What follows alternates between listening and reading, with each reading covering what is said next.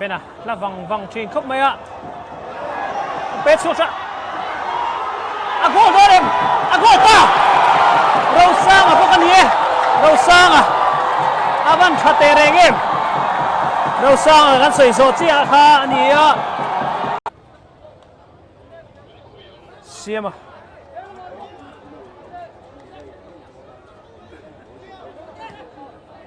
din lian a pe phe a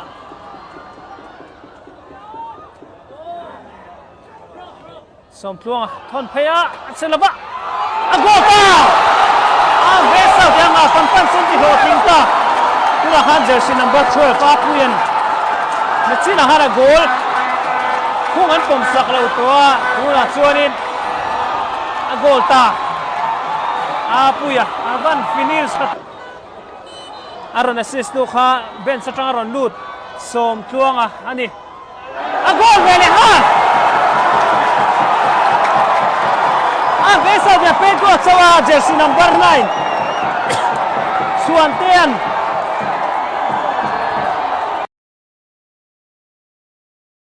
khataman soi na hi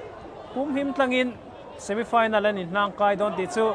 tu na tanga hun rei lo te hian kan shedon ani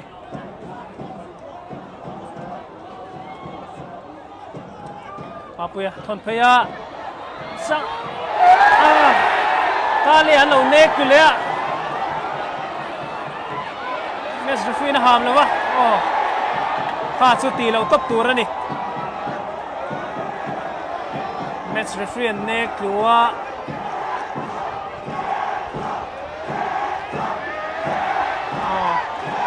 game bo ruak sang to sia boinan suang dewa in chu ti lo top tur ni benale top mai boka Veng South lam penalty in base mun to viava mero chu ham lava